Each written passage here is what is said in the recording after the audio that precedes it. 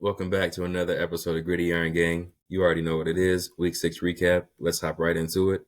San Francisco was on the road taking on Cleveland. All signs prior to this game probably pointed towards the 49ers winning this game, especially with no Deshaun Watson at quarterback for the Browns. We'll talk about that a little later. PJ Walker does get the start, moved up from the practice squad, led Cleveland to a victory. Some would say he outplayed Brock Purdy. No touchdowns to 2 interceptions compared to Brock Purdy's 1-1, but he did throw for 70 more yards than Purdy did, so you could be the judge of that. 49ers suffered their first regular season loss in 15 games. Brock's first as a starter.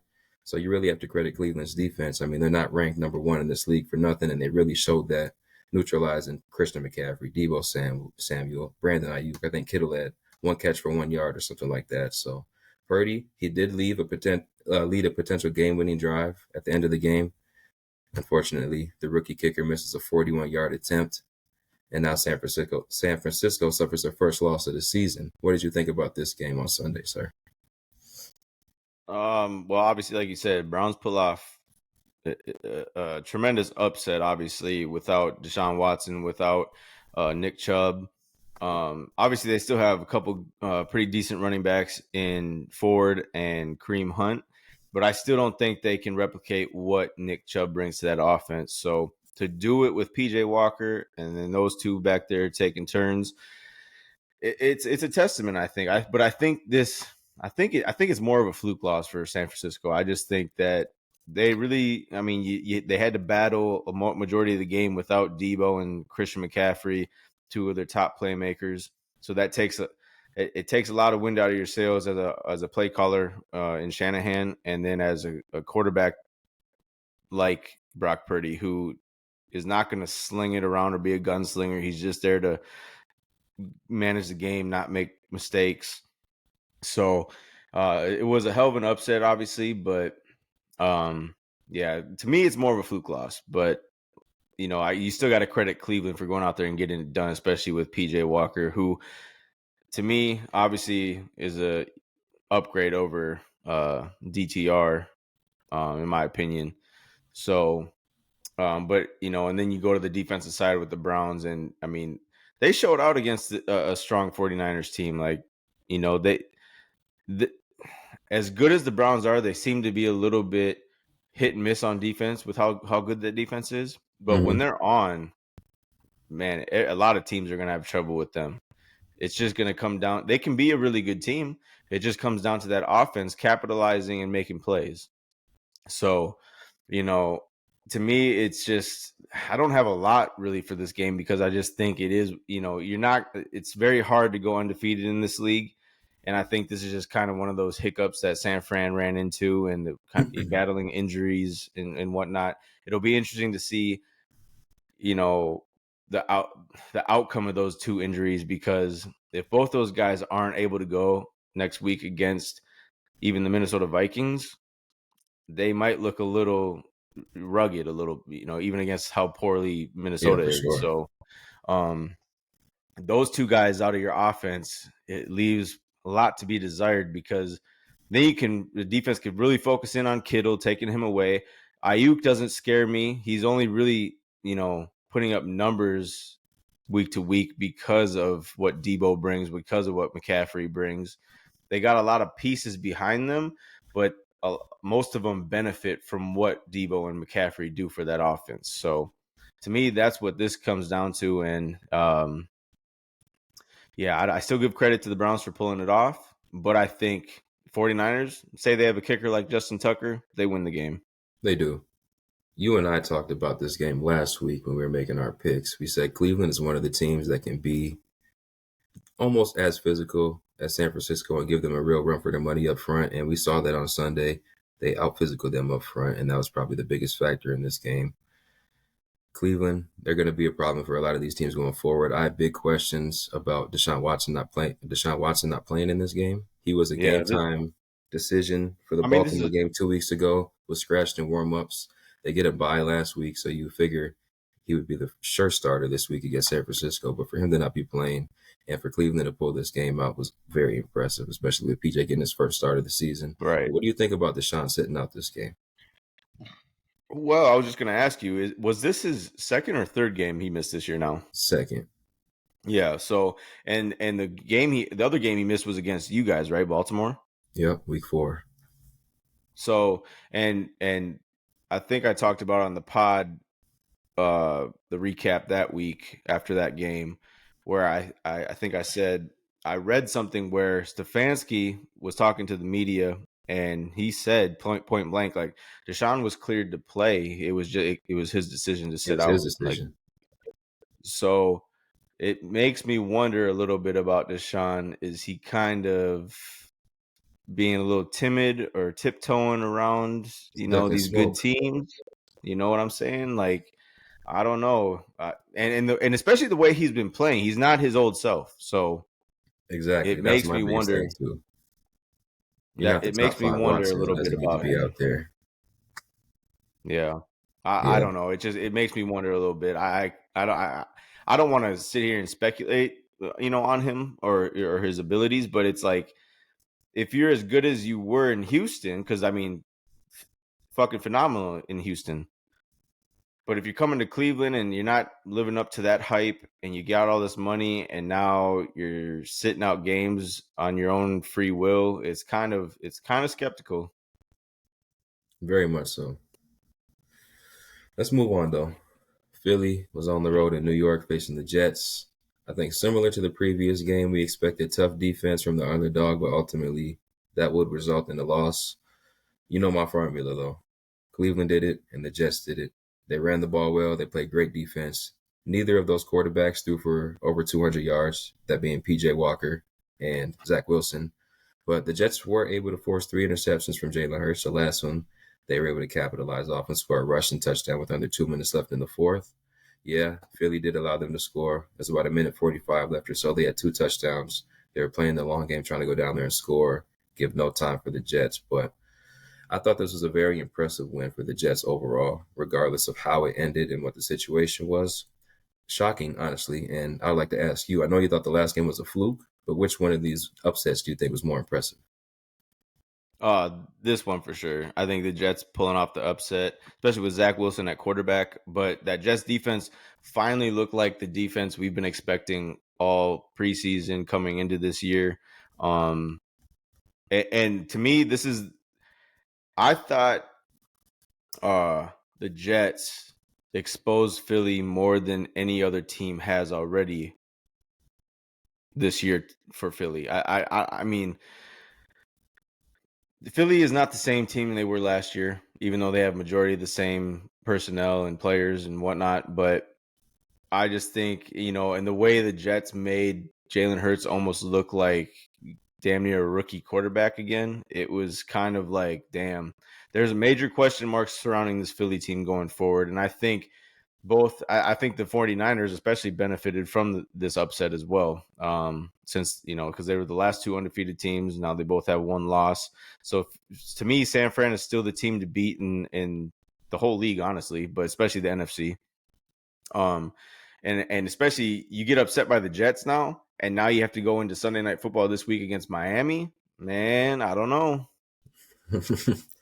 Hey man, that's I don't know if I'm gonna call it a trap game because I do expect the Jets to be right there at the end of the season for that playoff race, even with Zach Wilson as the Mhm. quarterback. But you got to expect Philly to come out swinging against this Miami team, especially knowing what they can produce on offense. So I expect that to be a very entertaining game. Oh, and I expect that to be probably the game of the week. That's the one I'm locked and loaded, ready to go watch Sunday Night Football because the Vikes don't play Sunday; they play Monday night. I looked at the schedule. That's the one I got circled for Sunday. That's the one I'm going to be truly invested in for the day. Um, and it's just going to be, it's going to. I think the Eagles have a bad taste in their mouth, especially after this loss that they took. But look, you're still dealing with a high flying Miami offense. Miami's defense is no joke as well. To me, this will probably, if I had to bet money, it's going to be a back and forth game the whole game. Um, but you're going to have Tyreek looking to outduel AJ Brown and vice versa.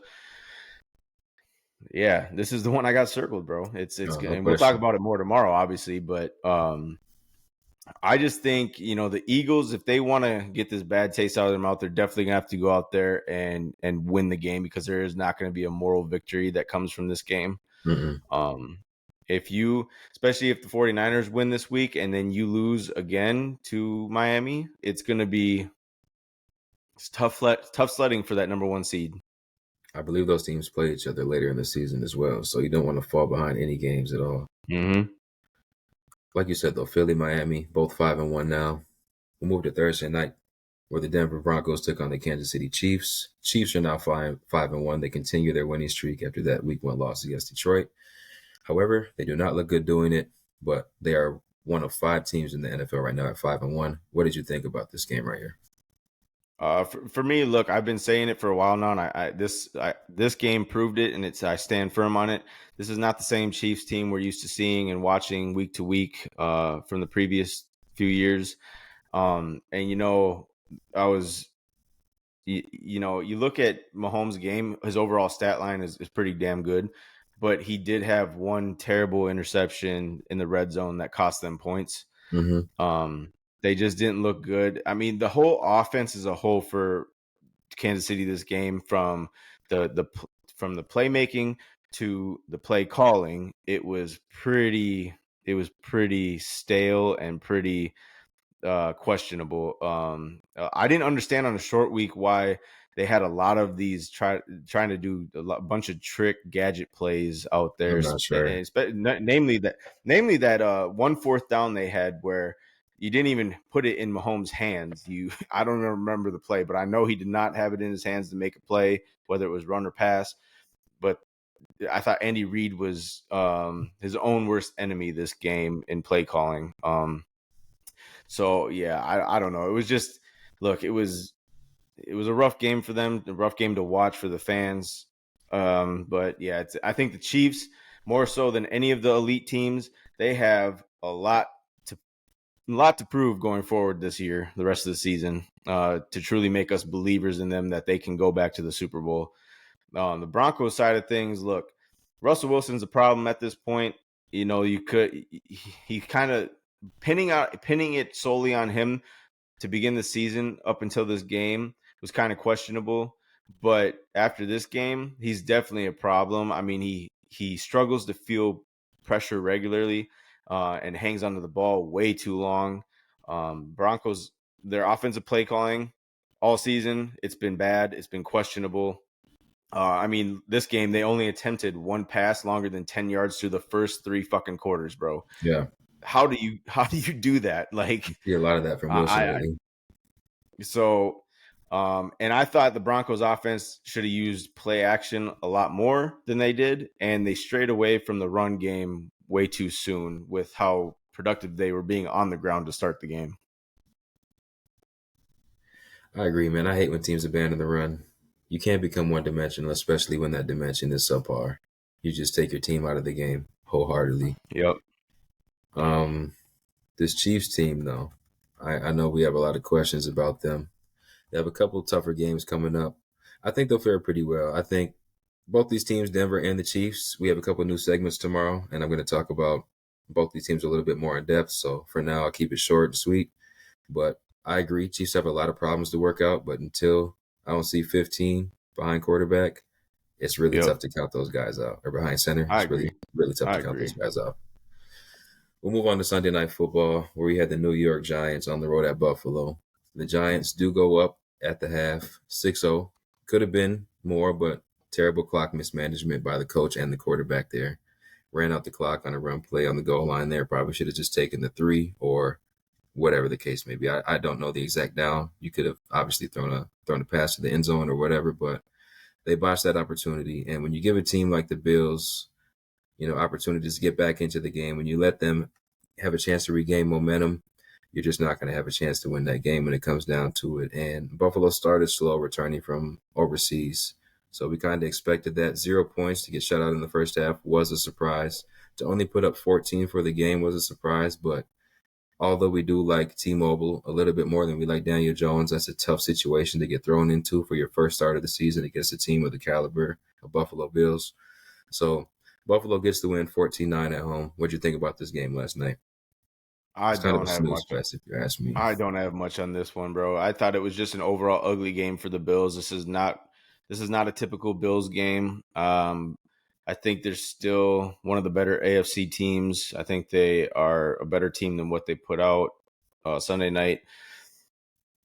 And I don't have much to say about the Giants. I just think they're an overall putrid team, and they just got lucky with hanging in this game with the Bills. To me, this is more so of the Bills highly underperforming compared to the Jets overperforming. Yeah, I think Tyrod was efficient, but his yards per pass weren't gonna have any dent in this Buffalo defense. They were only able to muster 3 field goals for the whole game. That's not going to beat any team in this league. But when you Nah, play against a team like Buffalo, you're really going to have no chance. I agree. We can move on to the next game where we have the Minnesota Vikings on the road at Chicago, taking the victory 19-13. Do what you do. I don't have much on this. I'm not probably going to have much on many Vikings games going forward because I don't have to sit here and, continuously beat this shit for no reason. Everyone sees what I see. Everyone watches the same game I watch. Look, the offensive struggles for the Vikings are a continuous disappointment and a continuous need to get better, from play calling to playmaking, quarterback play, running back play, run blocking. But look, they mustered 220 yards total against a poor Chicago Bears defense. There is no excuse for that. And it's just it validates that this Vikings team is truly bad. And last year was just smoke and mirrors, which I stated all last year. The only really thing I got for Chicago is, Justin Fields' future, especially in Chicago, was already in question, but it's now very much in question with his injury and dislocated thumb on his throwing hand. Mm.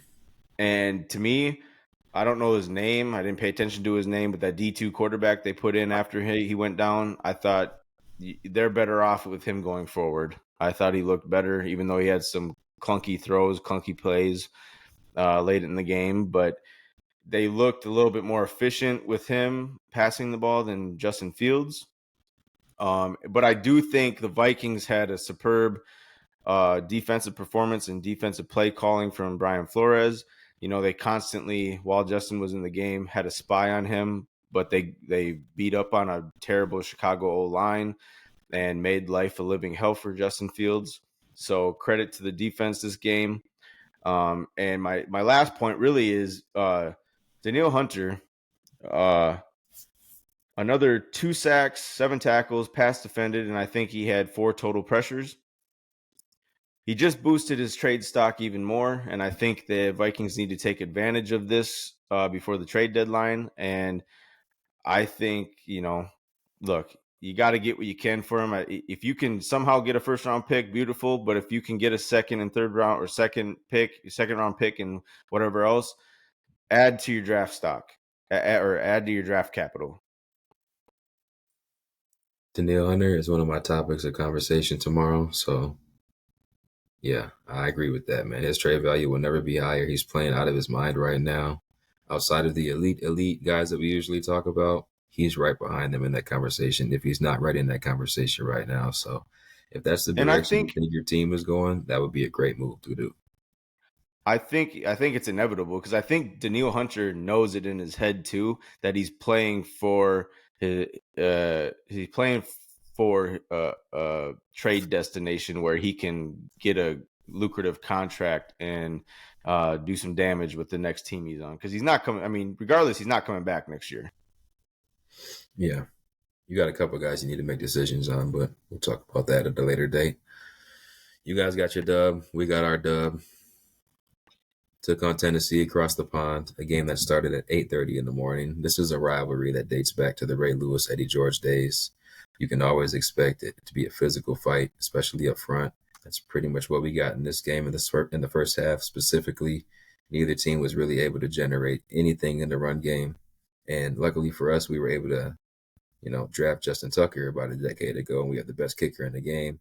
We're able to utilize that kicker finally, which we haven't been doing this season, leaving a lot of points on the board, which I know is what coaches like to do. These OCs like to go for it on 4th down, whatever the analytics say, whatever. But a lot of the times that comes back and bites teams in the ass. It's bit us in the ass before. at the end of the game. Justin Tucker, 6 field goals. I love to see it.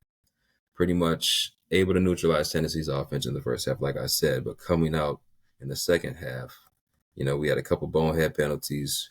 They were able to capitalize off both penalties that we had. Derrick Henry had a huge, I think, 60-yard run or so, and then off another penalty, he scores a touchdown. So Baltimore likes to make their fans pretty nervous. We get up 18-3 at halftime, and Tennessee just came back in this game with no offense faster than the Chiefs could get back in the game, and it really just made you think, kind of like I mentioned to you last week about Lamar and how much I trust him. And if I trust him more than Dak, if I don't trust him more than Dak, whatever the case is, I think I have some stats here to kind of back up my feelings about that.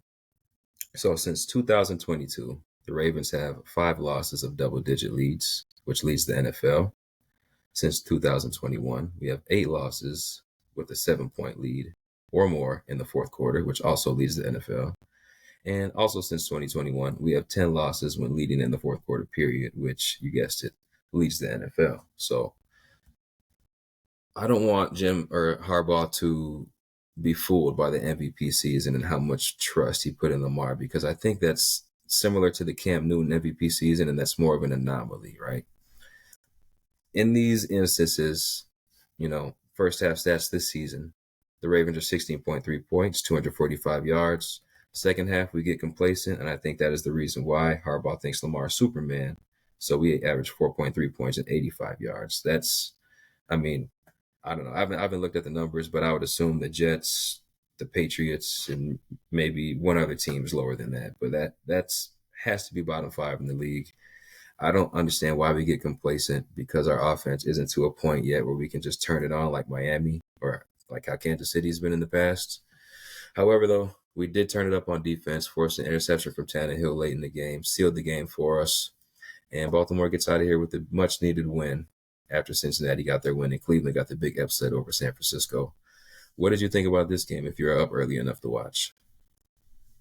I don't have much to add to what you already said about Baltimore. I think the biggest thing for me is, if the Ravens do not have Justin Tucker as their kicker, it's going to be even tougher to be a fan. You're kind of in the Vikings territory then. But the beautiful thing about having Tucker on your team is you can barely cross midfield and feel comfortable with at least coming away with 3 points. Man, So that's a major boost for any team if you're able to do that. But at the on the other side of things with the Titans, I just overall think, look, it's time to end the Ryan Tannehill era, bro. It's, you got to cut your ties at the end of the season. You got to start fresh. man, Malik Willis did come in because Tannehill got carted off, and he did not look good at all. He did not look Yeah. good. He took a lot of sacks. He was sitting in the pocket too long. If he wasn't sitting in the pocket, he was just taking off running. So he really wasn't progressing. He really wasn't reading the field well. Again, not a great team to come in against. Baltimore, relentless pressure up front, solid defensive backs when they're healthy. So linebackers are obviously pretty good with Patrick Queen, Roquan Smith, and those guys. So it's not the Yeah. easiest team to play against, but I didn't like what I saw from Malik Willis as a passer. No, I don't. I don't think Malik Willis is going to be a thing in the NFL.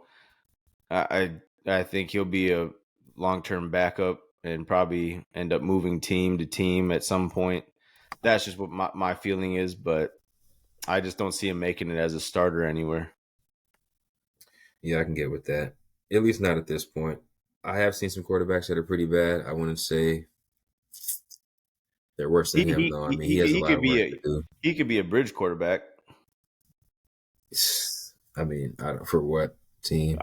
I don't know. That's the thing. That's the highest remark I can give for him. Is Okay. Oh, that's what you're saying. That's a yeah. ceiling. Yeah, I can see that maybe somewhere down the line. We'll stay in the AFC North here for a second, though. We have Seattle on the road at Cincinnati. I said I need to see it. I saw it against a quality opponent. Really not too sold with the Cincinnati team yet. They do get the victory 17-13. But as we all know, they start last year 0-2. They get into the playoffs. The year before, they start slow and they catch fire, I don't know, towards that back half of the season. And they end up in the Super Bowl. And if they get another half second on a block, Joe Burrow probably hits Jamar Chase, who beat Jalen Ramsey over the top. And we could be talking about a title in Cincinnati. So, It's all about a game of inches. That's what they say. And in this game, they just were able to make some of those big plays, especially at the end here. Geno Smith throws an interception, and it seals the game for Cincinnati. So they bounced back 2 big wins in a row. Seattle takes a loss that they couldn't really afford, but since San Francisco did lose, it doesn't hurt as much. What do you think about this game here? Um, the biggest thing for the Bengals, I think that Burrow is now starting to, from what I'm watching, starting to slowly get healthier and healthier. And I think that's a dangerous thing because I think the Bengals are only going to get better as he gets healthier. So they're a team to watch going forward.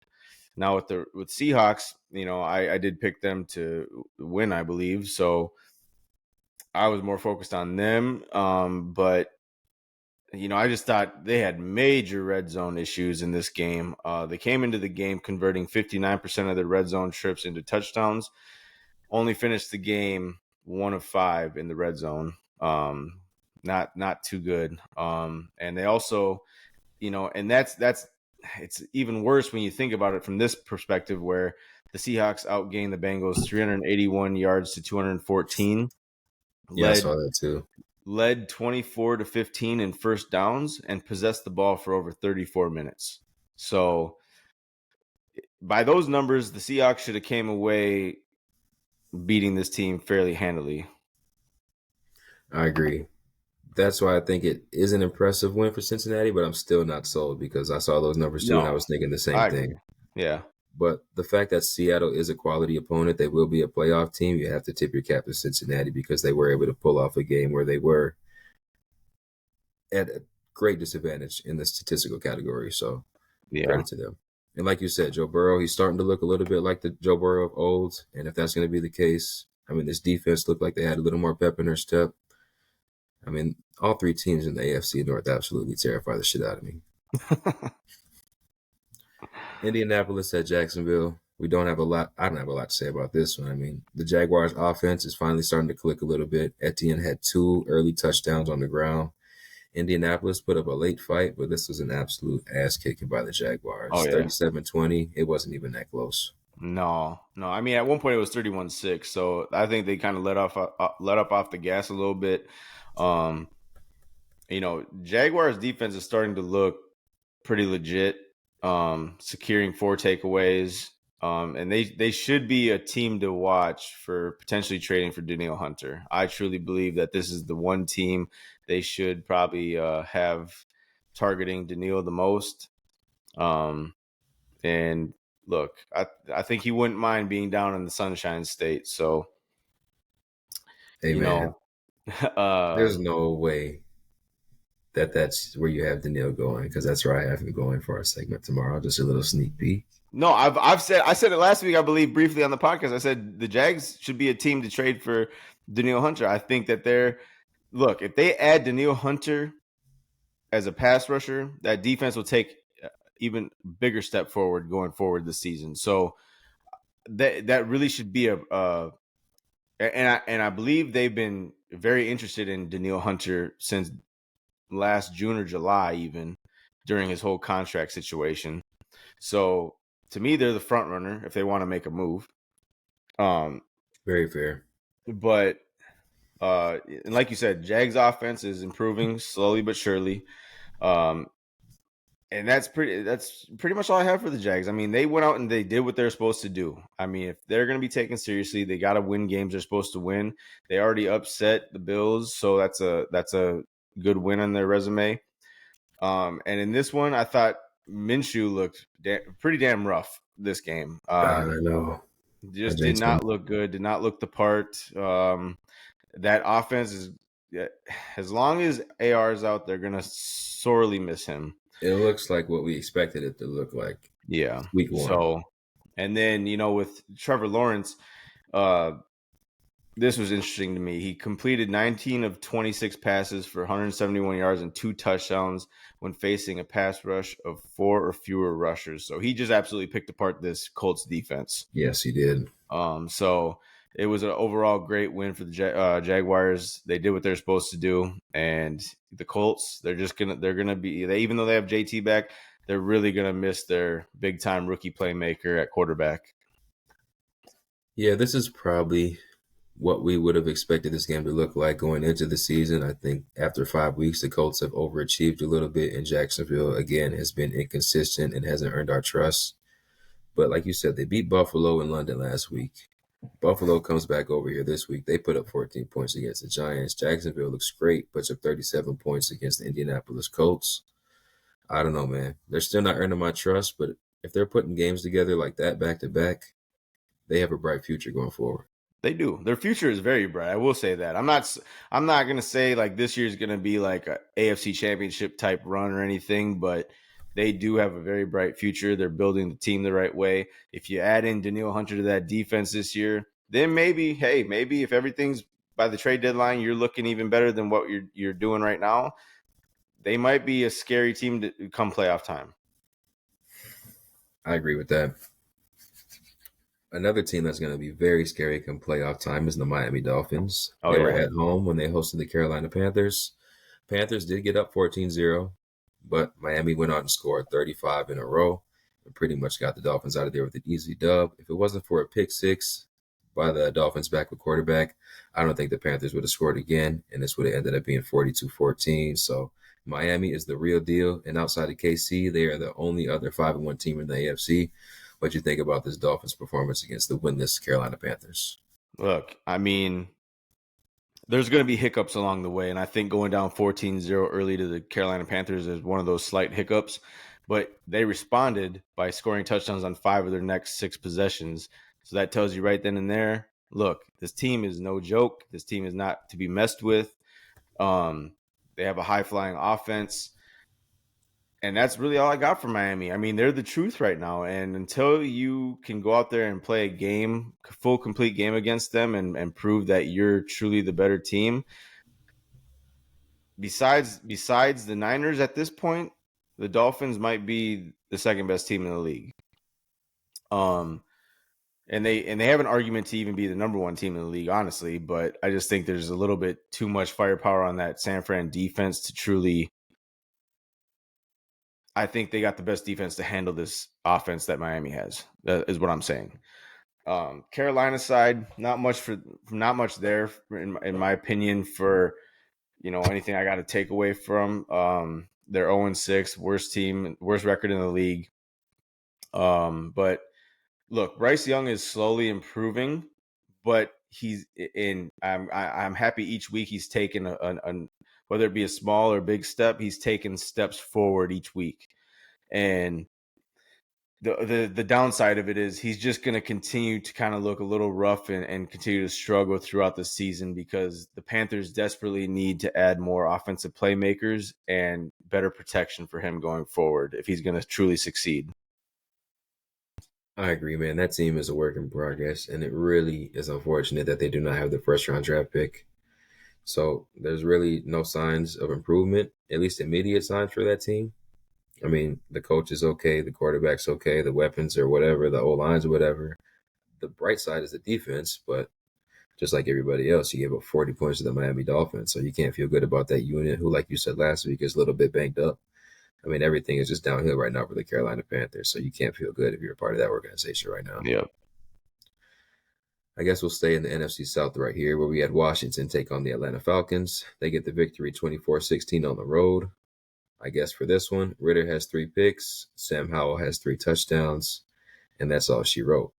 Eric Bieniemy, he's got that offense looking pretty decent for the Commanders.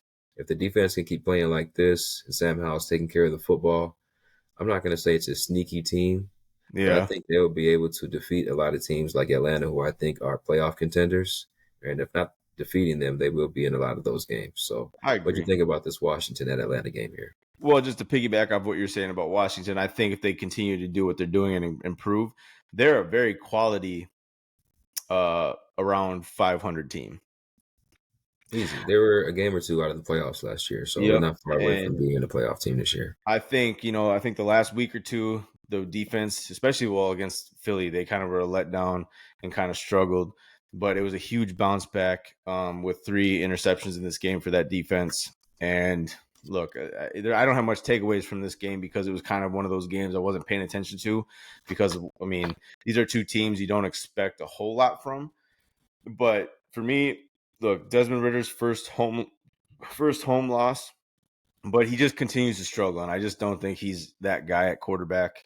I'll never be convinced really that he is a quality starter in this league, No and he just has a lot of accuracy issues, a lot of decision untimely. making Yeah, issues. yeah, it's just not there, and I just don't see it ever getting better for him. So it might be a early exit from that Falcons team for him. I'm not as down on Ritter as I am on like Jordan Love or anything like that, but his lows are very low. That Hmm. interception he threw in the end zone to try and get Atlanta back in the game, it was just atrocious. Oh, I agree. It also doesn't help that Bijan and Algier were pretty much non-existent this game as far as rushing yards go. You can't do that to a young quarterback. I think this offense has to figure something out where they can get Ritter in more of a Brock Purdy role, where he's not in so many positions to turn the ball over because he at this point in his career he's not at that point to make those decisions right now. I agree. New Orleans at Houston, similar to you last game, I didn't really have my eyes on this one too much. New Orleans does take the L to Houston, who has been probably the surprise team for me, if it's not the Rams on this season so far. CJ Stroud does have his first turnover of the season in this one. So, faced with a little adversity, Houston was able to bounce back. I still don't like the fact that they're not able to run the ball at all. That's not going to help them going down the line here. Good defense, young defense, good quarterback, young quarterback. They're not a complete team yet, but I like what D'Amico Ryans is doing out there in Houston, and for another week, they get another dub and another impressive game. Yeah, I think obviously CJ Stroud's, interceptionless streak is over, but he continues to look good to me and improve week to week. Has great, great poise already for a rookie. It's very promising for his future. I think Houston nailed that draft pick, to have their franchise quarterback. And the Saints side, just think they look like a very undisciplined team, committing 7 penalties, 4 of them being on the offensive line. Saints drove inside the Houston 30-yard line 5 times, only came away with 6 points. That's unacceptable. That can't happen. Um, Jeez. and look, this young Texans defense, they're slowly getting better, especially under the lead of D'Amico Ryans. They had some hiccups in the game, obviously, but they towards especially late in the game, towards the end of the game, made some key plays, key stops. I think the future is bright in Houston. Honestly, I think they really nailed the choice. Head coach D'Amico Ryans. I think they nailed the draft pick and C.J. Stroud. I think Texans, like I said before, they'll be better sooner rather than later. 3-3 now, I believe. And I'm like, okay, well, that's cute. Houston's 3-3. Well, they're fucking one game behind Buffalo at 4-2. Baltimore's 4-2. So I think we have to start taking this team a little bit more seriously. I think they're second in that Yeah, division now after Indianapolis lost to Jacksonville. So, I mean, all signs are pointing up for Houston, whereas a lot of these teams we're about to talk about, they're not pointing up. So you right. should feel good if you're a part of that organization. I Two of agree. those down arrows belong to these teams. New England was on the road at Las Vegas, taking the L 17-21. Garoppolo gets hurt at some point in this game, but I thought it was so fitting for New England to lose this game because they have a wide receiver option fall in the end zone and then stumble while he's wide open. I'll send you the screenshot later. There's nothing but green in front of this guy on the 3rd and 15. Mac Jones takes a sack in the end zone with under 2 minutes left, and New England loses this game on a game-winning drive in the worst way possible. The only thing you can't do, and I know Bill Belichick is losing. He's cutting up all his hoodies as we speak. He's still not over it. What do you think about this New England versus Las Vegas game right here? Just not a game I wanted to even pay attention to. Honestly, it was. You're not I, lying. both teams are not good, but New England is just a true dumpster fire. Honestly, I think Bill will be out of there sooner rather than later. I don't think he's got the time or um the want to sit there and try and rebuild that team that like it needs to be. So Mac Jones, not the guy. They don't got anyone behind him that can be any better. That's why they keep benching him and starting him again, benching him, starting him again. It's just, they don't know what to do over there, and it's ugly. It's just truly Didn't ugly, Zappy have bro. some good And moments even last year where he threw for 200 yards, maybe 300, maybe even 300 in the preseason or something yep, like that? I don't know. Something like that. But I thought Zappy had some decent moments last year. What does it hurt at this point? yeah. I mean, it doesn't hurt anything at this point. I mean, look, I think I think Zappy was the emergency quarterback this game. He was technically inactive. Yeah, you had Will Greer inactive, and then you had Mac Jones starting, but you had Malik Cunningham as the backup, which No, Will he's like Greer's a over there. gadget guy. Yeah, so I don't know. I just this whatever they got going on over New England. I mean, look, Brady's the GOAT. He was a lot to do with what they did accomplish. I mean, you got to give No, him his it's flowers really at this looking point. that way. It's really looking that way.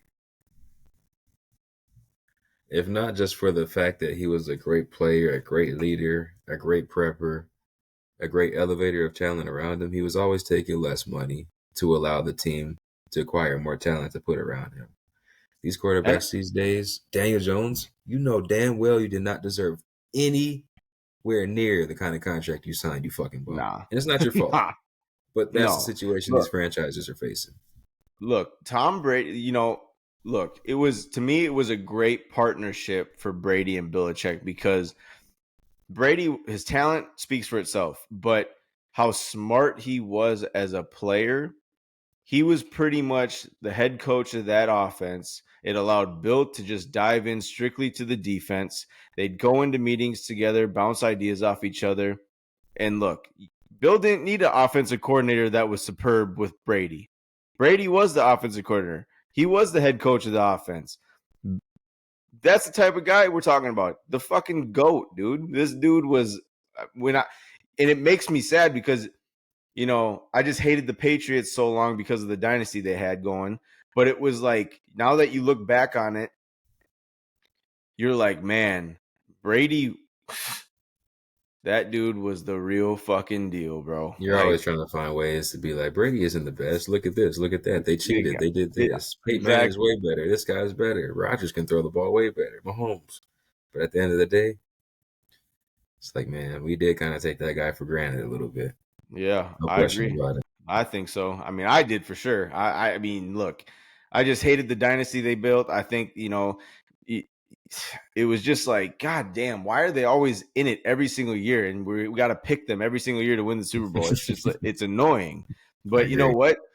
If you're a fan of that team and you're invested in that team, that's what everybody as a fan strives for their team to be. So you can't knock them, you can't hate them. You just hate the fact that they're so good in that era. I'll tell you right now, if Baltimore wins 7 Super Bowls in 20 years, we're getting canceled. Because I'm doing some crazy shit on camera. 2 more games here. Arizona at the Los Angeles Rams, taking the loss 9-26. Rams are looking pretty decent, man. This offense is doing way more than what I expected. This defense, obviously, Arizona doesn't have the greatest firepower, especially at that quarterback position, but to hold a team to 9 points is always an impressive feat in the NFL. Los Angeles Rams came out here with a great division win, which I thought was another key factor, holding the Cardinals to 9 points in the division, knowing you play them twice, you know this team very well, yada yada yada. Very impressive win for the Rams here. What do you think about this one? Not much really. It was just, it was kind of intriguing in a sense that it was two teams that I thought were going up against each other that were both surprising in a sense to start the year. For sure. And I think the Cardinals, while they're still really not that good, they're just an overall tough team, and they're going to continue to give teams fits just because of, I guess, the drive or the want they have going on in that locker room. I mean, they somehow, some way, even though that roster is not the greatest, this is a first time head coach. They're buying in. They're going out and giving it 110% each week. So, and that's a dangerous formula because a lot of teams are going to overlook this team when they play them.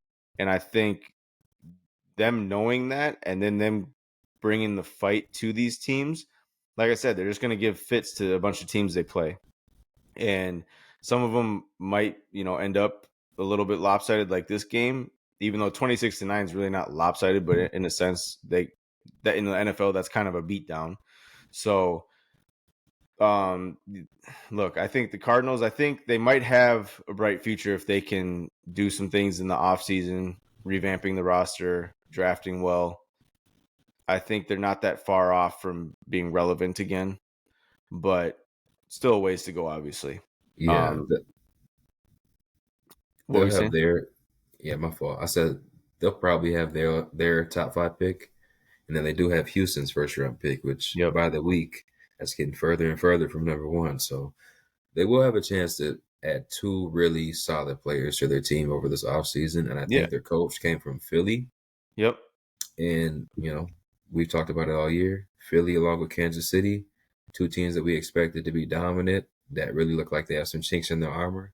And we made fun about this coach from time to time, especially with some of the clips he's put out Yeah. there. But at the end of one of the clips that we do make fun of, he says, "Be who you are, but just know that I'm looking for fucking killers."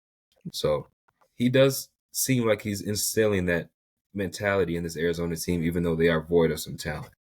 And I think, well, it'll be interesting to see come like later in the season / off season, because I think that they're possibly going to look to move on from Kyler Murray. And Yeah, probably so. they can probably get some good um, compensation for him. Just because I think Kyler still is young enough, has, he's shown plenty already in his career so far. He's still got that upside to him. He's just on the smaller side of things. And, I'm not a big fan of Kyler, but look, he is a solid playmaker. You can't argue that fact, especially with the running ability. So Hey, I think the best move would probably to try to move off of him and see what you can get for him. But we'll have to see come later in the season when he gets healthy enough to play, or in the off season. So Rams side of things, though, look, Cooper Cup is still Cooper Cup, bro. I think him coming back, putting back to back performances of 100 yards or more, um, that offense will just continue to get more open and open, as you got Puka now, you got Tutu Atwell. But the biggest takeaway from this game, even though he hasn't done much up until this game, was Kyron Williams really turned into a workhorse this game, and he yeah, he looked did. really good doing so, totaling 158 yards. So that was a promising sign, getting him that involved and trusting him to handle that type of workload. I want to cross over to the NBA for a second here, no pun intended. But Lakers are my team. I'm not the biggest fan of a guy like D'Angelo Russell or LeBron James, and they're on my team, so I have to suffer through it. As soon as you said Kyler Murray might not be there next year, all I could think about was him down in that purple and gold up there in Minnesota. And I would just love to see that reaction once that's a reality. So I'm Bro, just going to try and speak that into existence a little bit. that's Because I why do I think you will have a light skinned quarterback next year. I don't know which one is going to be, te- but if it's that that's little why motherfucker, this is going to be a great season 3 of Gritty But Iron. that's why I texted you last night, and I was like, bro, I can totally see Quasi fucking making that move for Kyler. Because look, if you end up being, a bad team with a decent draft pick this year, but not bad enough to have a top 3 pick, it's tough sledding for those top 2 quarterbacks, in my opinion. And if you don't get that, then I guess your next best move is, if he's available, you're looking to trade for a guy like Kyler Murray.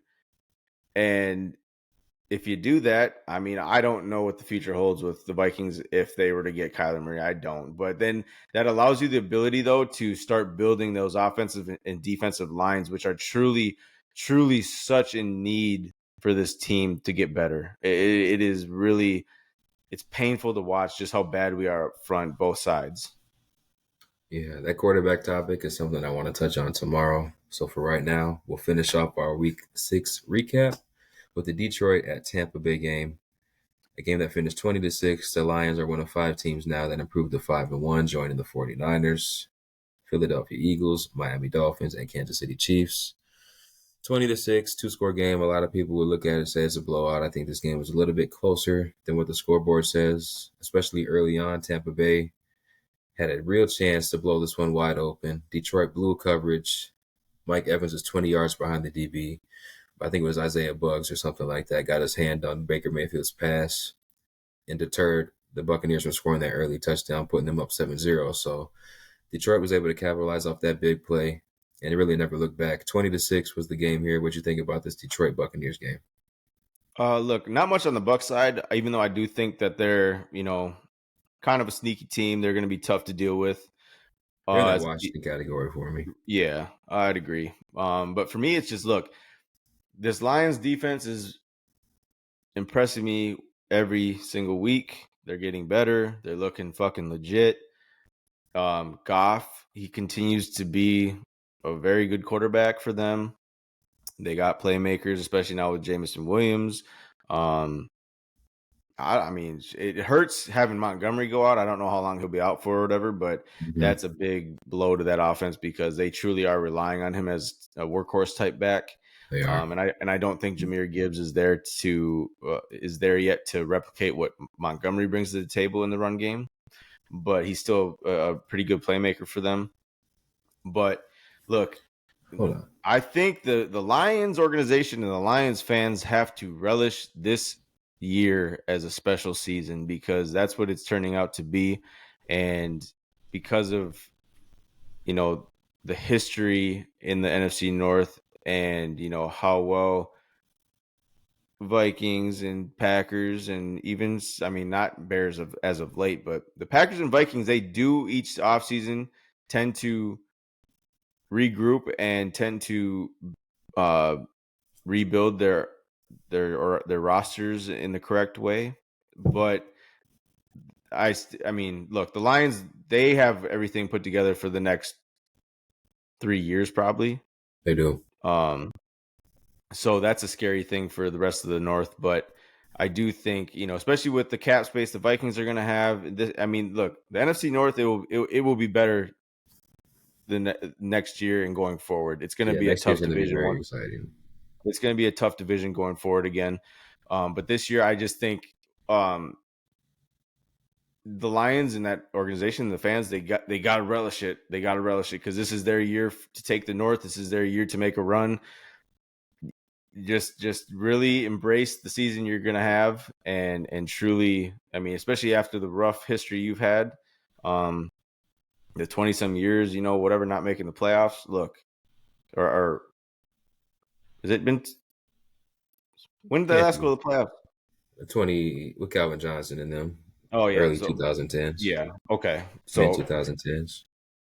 But being, it's been 20-some years since they've been, relevant like maybe that. Maybe since won a game, maybe. So yeah, but this is the year. This is the year to go and make that run and do it. You guys, especially the layout of the whole NFL as a whole. It's kind of a down year for the NFL across the board. So this is the year for the Lions to make some serious noise. And I'm not saying this in a way to discredit what they're doing or discredit how good they are.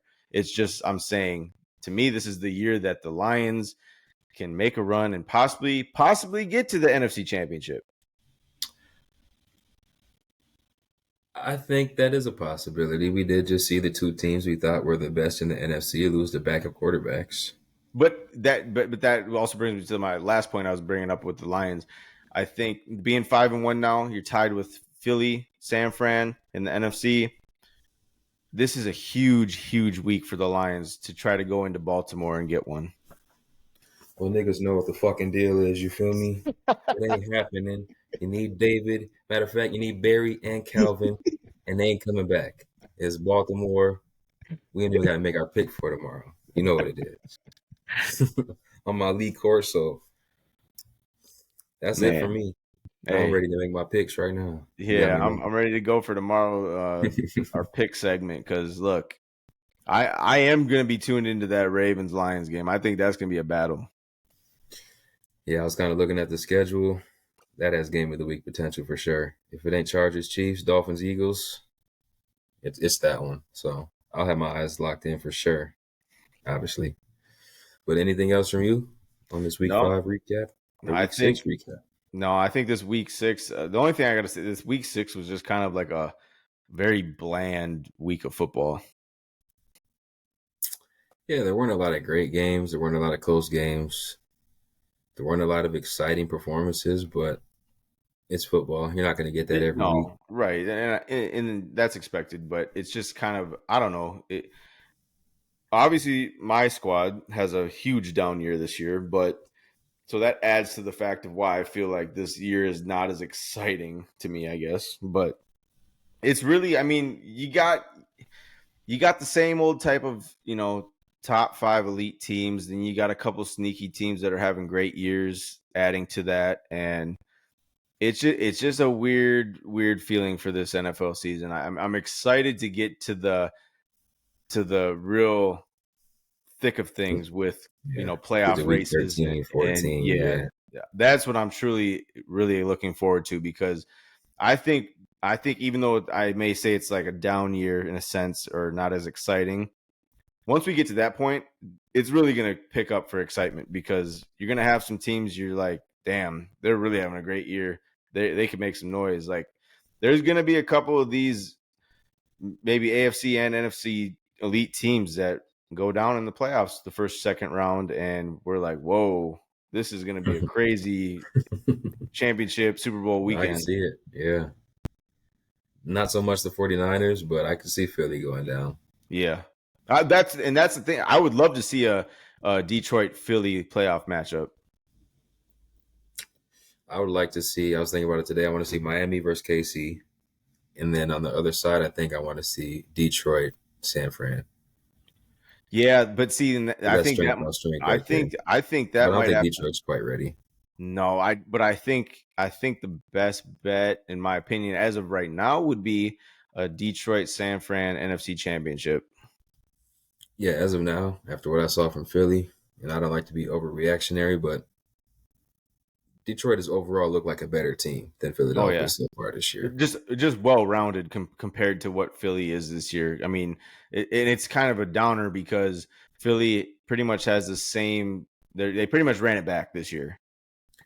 Yeah, and they're pretty much doing what they did last year, just kind of lollygagging through the regular season onto Yep. a 14-3 record, while San Francisco looks like the most dominant team we've seen since the '85 Bears. And Brock Purdy gets hurt, and everything changes. So it's still early. Obviously, we saw Christian McCaffrey and Debo go down. We don't know the extent of those injuries yet, but that can definitely put a damper in this San Francisco season. So something to keep an eye on. Yeah, I agree. Other than that, though, I'm looking forward to the picks tomorrow. I'm looking forward to discussing the upcoming week 7. Um, Not looking forward to discussing. It's going to be a quick pick for Vikings 49ers because that's going to be a blowout. But The worst everything else, possible time to get them. say what? Worst possible time to get San Fran off a loss like The that. only thing we got going for us is if possibly CMC and Debo's out. That's the only True. thing we got going for us. So, I mean, but if they're in, look, either way, I'm predicting this to be about a 37-12 type game. Yeah. I'm not gonna without JJ after what I saw from that offense, I'm not putting any faith past 12 points against a team like this. No fucking way. Oh, we'll be lucky to get 12. But that's it for me. If you're good, let's get out of here. Yeah, on to week 7, bro. On to week 7, man. We appreciate y'all. Peace.